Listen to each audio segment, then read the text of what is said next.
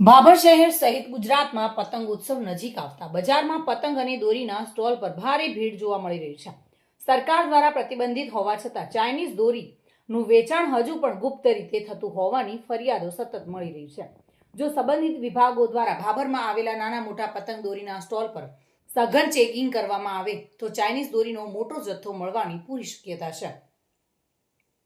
પરંતુ પ્રશ્ન એ છે કે કડક પ્રતિબંધ હોવા છતાં દર વર્ષે આટલી મોટી માત્રામાં ચાઇનીઝ દોરી બજારમાં કેવી રીતે પહોંચી જાય છે? મળતી માહિતી અનુસાર કેટલાક વેપારીઓ લાલચમાં આવીને આ દોરી છુપાઈને વેચે છે, જ્યારે કેટલાક ગ્રાહકો પણ સસ્તી અને વધુ તીક્ષ્ણ હોવાના કારણે તેની માંગ કરે છે। આ ગેરકાયદેસર પ્રવૃત્તિ માત્ર કાયદાનો ભંગ નથી, પરંતુ માનવ જીવન માટે ગંભીર ખતરો છે। ચાઇનીઝ દોરીથી થતા નુકસાન વિશે વાત કરીએ તો દર વર્ષે અનેક લોકોના ગળા, હાથ અને પગમાં ગંભીર ઈજાઓ થવાથી ઘટનાઓ બને છે। ખાસ કરીને બાઇક ચાલકો અને પદયાત્રીઓને અચાનક ગળામાં દોરી વાગવાથી જીવલેણ અકસ્માતો થાય છે। પક્ષીઓ માટે તો આ દોરી મૃત્યુ સમાન સાબિત થાય છે। અનેક પક્ષીઓ ઉડીને દોરીમાં ફસાઈ જાય છે અને તડપીને મરી જાય છે। પશુઓ અને બાળકો પણ સુરક્ષિત નથી। આ ઉપરાંત ચાઇનીઝ દોરી નાયલોન અને ગ્લાસ કોટેડ હોવાથી સહેલાઈથી નષ્ટ થતી નથી, જેના કારણે પર્યાવરણને લાંબા ગાળે નુકસાન થાય છે। ગટરમાં, ઝાડ પર અને વીજ લાઈનો પર અટવાયેલી આ દોરી આગ, શોર્ટ સર્કિટ અને અન્ય અકસ્માતોનું કારણ બને છે। આવી પ્રશાસન, પોલીસ અને નગરપાલિકાએ તાત્કાલિક કાર્યવાહી કરી ભાભરમાં આવેલા તમામ નાના મોટા પતંગ દોરીના સ્ટોલ પર કડક ચેકિંગ કરવું જરૂરી છે। સાથે જ વેપારીઓ અને નાગરિકોએ પણ સામાજિક જવાબદારી સમજીને ચાઇનીઝ દોરીનો ઉપયોગ અને વેચાણ સંપૂર્ણપણે બંધ કરવો જોઈએ, જેથી ઉત્સુક, ખુશી અને સુરક્ષાથી ઉત્તરાયણ ઉજવાઈ રહે।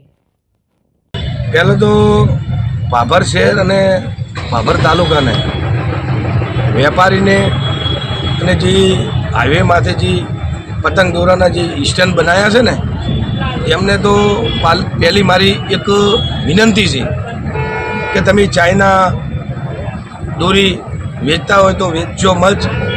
કેમ કે તમારા બાળકે અંદર દોરીના કારણે કોઈ ઘાયલ થાય છે, તો મારી એક રજૂઆત છે।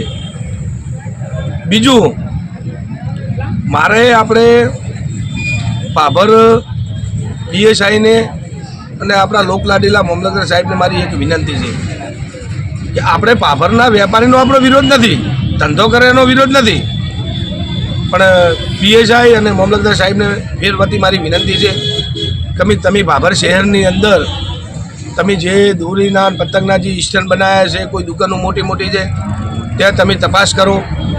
કોઈ ચાઇનાની દોરી નીકળે તો તમે એનું કાયદેસર કાર્યવાહી કરો, જે તમારા કાયદામાં આવતું હોય।